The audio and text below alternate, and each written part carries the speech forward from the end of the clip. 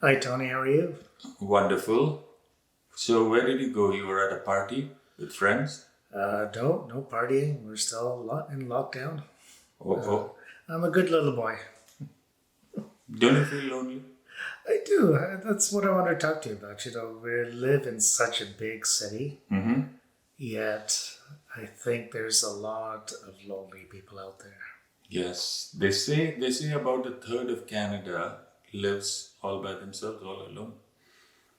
Oh, And I would say 50% because there are some people who, on the outside, seem to be living with a partner or a family, but they don't have any communication with these people.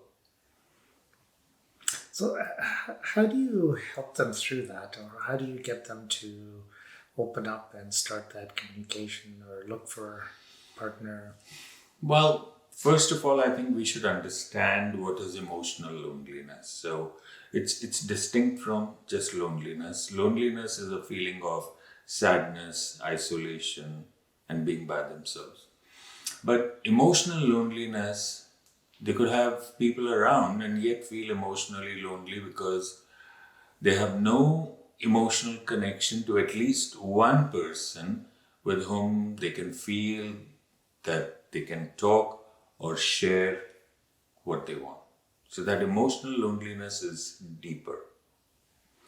Now, there are several reasons why this happens.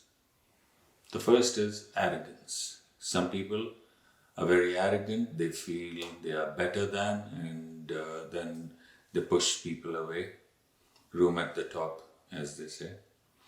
The second is low self esteem. So many people imagine that they are not good enough. They withdraw emotionally into a very lonely space and then they feel they cannot trust anyone with whom they can open up. The third is that autocratic nature. I am better than, and this could be because of education or wealth or good looks or whatever. And then because of that autocratic nature, they push people away. I mean, every human being is as the Lord made, right? So we're all equal, but these people don't feel that, unfortunately. The fourth kind are eccentric, that mad scientist kind of a syndrome who is just in their lab or in their own workspace and just withdraws from people and is married to the project or the work at hand. And this eccentricity makes them feel emotionally lonely. The fifth one I would say is communication issues. The manner in which they communicate with others, acidic uh, content of what they talk, loudmouth, very, they insult people, they don't respect, disrespectful. And so these communication issues make them to be emotionally lonely. Loose morals would be the next one for me because, there are people who have duped, hurt others, not only financially, but imagine a person who has been loose in their morality with the opposite sex. And then it's a scandal. Word spreads and nobody wants to be around them. And then such people complain of emotional loneliness.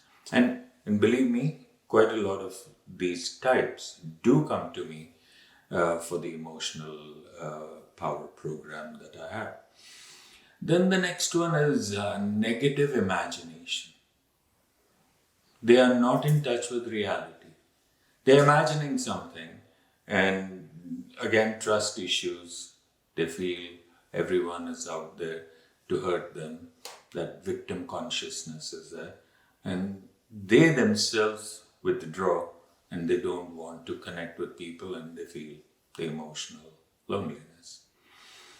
Low self-confidence is another reason which makes people withdraw. And one of the problems with low confidence is even when others want to communicate to them, the manner in which they interpret what has been told to them is not necessarily correct. So all of these issues that you've listed, they can all be healed, right? They can Yes, be they adjusted. can be, but there's one issue I must talk about before this clip is done, and that is anger issues. Some people are so violently angry that they push away others and they suffer themselves. Okay. And again, like I was saying, these are all issues that you can address through your site. And heal, yes, I can. So they can always contact me if anyone feels that they are going through this. I must tell them in this that it is temporary. It's not a permanent thing, and it can be healed. Call me on 416-829-5750 or text me, or go on my website emotionalpower.ca. That's great. Thanks, Tony. You're welcome.